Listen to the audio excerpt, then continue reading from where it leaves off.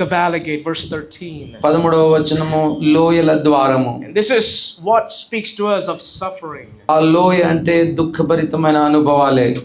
Christian life is a life of absolute suffering. మరి క్రైస్తవ జీవితమే చాలా శ్రమలతో కూడిన జీవితం. If someone out there wears a suit and tells you this, మరి ఎవరైనా బయట నిల్చొని సూట్ వేసుకొని మాట చెప్పినట్లయితే, holds their Bible in their hand saying, well, if God saves you, all of the suffering, all of the pains will go away. ఎవరైనా మీకు నిల్చొని మీరు యేసుని నమ్ముకోండి, మీ శ్రమలు, మీ దుఃఖాలు, మీ కష్టాలన్నీ పోతాయి అని మీరు చెప్పినట్లయితే, he's a liar. మరి ఆ వ్యక్తి అబద్ధికుడు. Throw him out, get him out of yourself. అలాంటి వ్యక్తిని మీ దగ్గర రానివ్వకండి. అలాంటి వ్యక్తి బోధను తృణీకరించండి. Stone that man. ఆ వ్యక్తిని రాళ్లతో కొట్టండి. Let him be a cursed man. ఆ వ్యక్తి మరి శాపగ్రస్తుడగును గాక.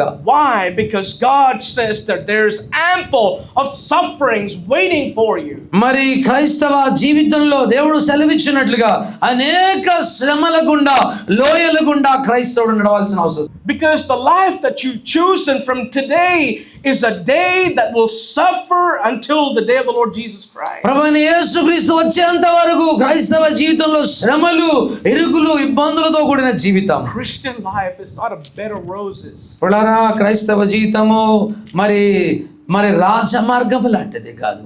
It's a painful, thornful, a bashing, hated life that you'll find. మరి ముళ్ళ బాట, అందరి చేత ద్వేషించబడే బాట ఇది. And that's why God says that there's a valley prepared for them.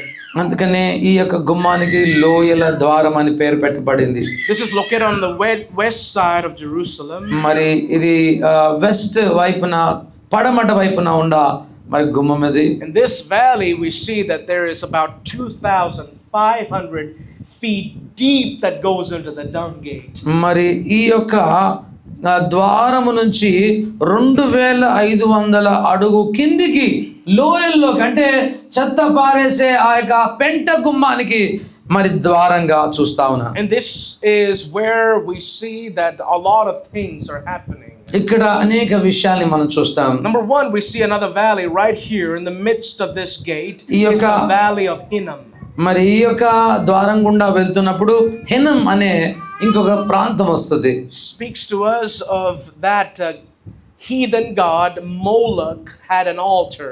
మరి మొలెకు అనే దేవతకు అక్కడ ఒక మరి బలిపీఠం ఉండేది. If you know anything about King Ahab and Manasseh, Ahab గురించి మరి మనస్సే గురించి మీకు లేఖనాలు తెలిసినట్లయితే, they walked on the fiery coals. మరి వారు అగ్ని మీద నడిచిన వారు ఈ ప్రాంతంలోనే.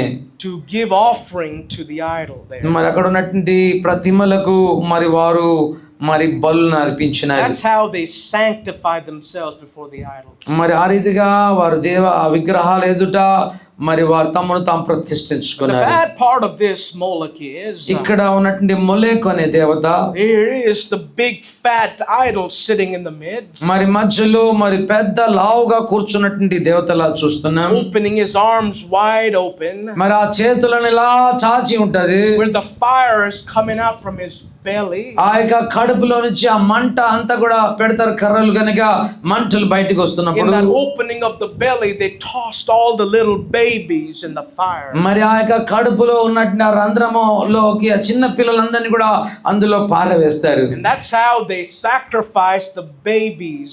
మరి ఆ చిన్న పిల్లలందరినీ కూడా ఆ రీతిగా అర్పణగా ఆ దేవతకు అర్పిస్తారు. This is a bloodthirsty god.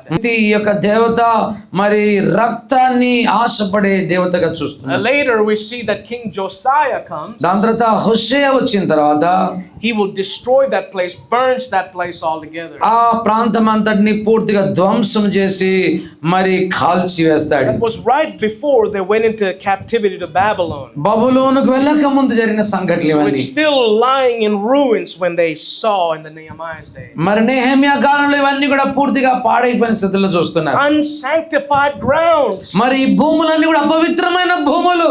And valley speaks to us for them that they are in distress and torment and in pain.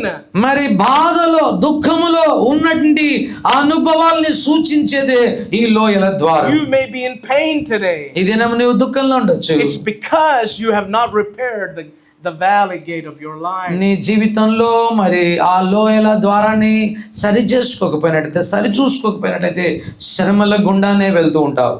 Valley is good for us to examine ourselves where we're with God. పిల్లరా, మనల్ని మనము పరీక్షించుకోవడానికి, దేవుని దగ్గర సరి చేసుకోవడానికి లోయల మార్గం మంచి మార్గం. It will help you to take inventory of your life. నీ జీవితాన్ని గురించి పరీక్షించుకోవడానికి, ఆలోచించడానికి ఒక అవకాశాన్ని దేవుడు ఇస్తున్నాడు. And when you see valleys come into your life, నీ జీవితంలోకి ఈ లోయల అనుభవం వచ్చినప్పుడు ఎలా you say, Lord, just take it away from me. దేవా నాకు ఈ శ్రమ తొలగించని అడగకండి. Jesus said, యేసయ్య అన్నాడు, nevertheless, but thy will be done.